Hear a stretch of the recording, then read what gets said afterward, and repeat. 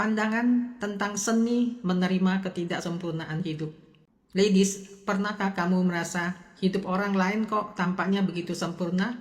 Punya pasangan ideal, harta melimpah, anak-anak yang penurut dan sukses, karier yang cemerlang, dan kesehatan yang prima? Kenyataan hampir mustahil bagi siapapun untuk memiliki kelima hal tersebut secara bersamaan dan terus-menerus.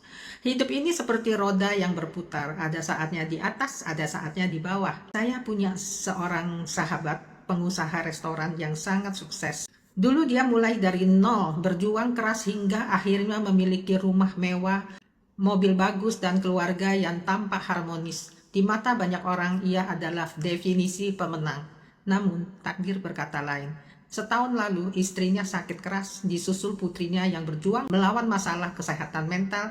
Di tengah kesibukannya merawat keluarganya, bisnis justru mengalami kemunduran. Cabang-cabangnya ditutup, tabungan habis, dan ia terlilit hutang.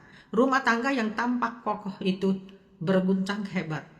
Ada lagi kawan lama seorang pengembang properti dengan kesuksesan finansial yang luar biasa. Secara materi ia tak kekurangan apa-apa, tapi kondisi keluarganya penuh tantangan. Anak-anaknya menghadapi masalah masing-masing. Ada yang jauh secara fisik dan emosional, ada yang berjuang dengan konflik internal, ada yang sulit diajak berkomunikasi. Sang ayah merasa tak berdaya meskipun hartanya bertumpuk. Banyak dari kita bertanya, mengapa hal-hal buruk menimpa orang yang tampaknya sudah memiliki segalanya? Ini adalah hukum alam yang sering kita lupa. Hidup tidak dirancang untuk sempurna, melainkan untuk seimbang. Ada sebuah kearifan kuno yang mengatakan, ketika cangkir sudah penuh, air akan tumpah. Ketika bulan sudah purnama, ia akan mulai menyusut. Artinya, ketika segala aspek hidup merasa terlalu mudah dan lancar, justru saat itulah kita harus berhati-hati. Karena seringkali kenyamanan yang berlebihan bisa membuat kita lengah. Sebaliknya, jika hidupmu saat ini terasa berantakan, banyak masalah kecil, rencana yang molor, atau hambatan sehari-hari, bersyukurlah. Masalah-masalah kecil ini ibarat katut pengaman. Mereka mengajarkan kita kerendahan hati, kesabaran, dan ketangguhan. Mereka mencegah kita dari kejatuhan yang lebih besar di masa depan. Tokoh bijak manapun di dunia ini sepakat, hidup adalah rangkaian solusi atas masalah yang silih berganti.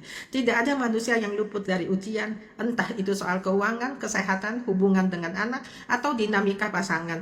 Itu adalah bagian alami menjadi manusia. Namun percayalah, dari sudut pandang kebijaksanaan hidup, kondisi tidak sempurna inilah yang justru membuat kita tumbuh. Jika semua keinginan terkabul seketika tanpa usaha, kita mungkin kehilangan makna dari perjuangan itu sendiri. Jadi, ladies, dari banyak hal yang kita kejar dalam hidup, jika kamu bisa mensyukuri satu atau dua hal saja dengan hati yang tulus, itu sudah merupakan anugerah yang luar biasa. Wajar jika sisi lainnya kurang memuaskan. Itu bukan tanda kamu gagal, tapi tanda kamu sedang dalam proses belajar menerima aliran kehidupan. Ingatlah prinsip ini, apa yang tampak sebagai kemunduran bisa jadi adalah perlindungan. Masalah sehari-hari, macet di jalan, barang hilang, rencana batal, atau penolakan dalam karya mungkin menyebalkan saat itu, tapi bisa jadi semesta sedang mengalihkanmu dari jalur yang lebih berbahaya atau menyiapkanmu untuk sesuatu yang lebih baik yang belum bisa kamu lihat sekarang.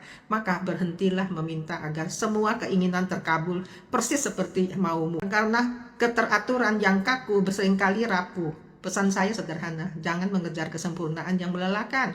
Cukuplah mencari kedamaian dalam ketidaksempurnaan. Jangan minta hidup tanpa badai, tapi mintalah kekuatan untuk menari di bawah hujan. Semoga harimu dipenuhi dengan penerimaan diri dan ketenangan batin.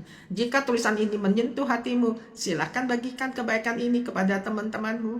Mari saling mengingatkan untuk tenang dan bersyukur.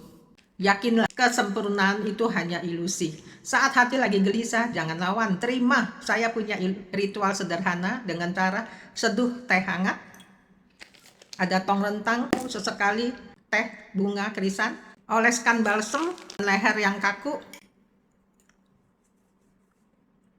ritual saya, dan baca buku Filosofi Teras. Ini ada buku favorit saya yang mengajarkan bahwa tenang bukan berarti tanpa masalah, tapi tetap damai di tengah badai.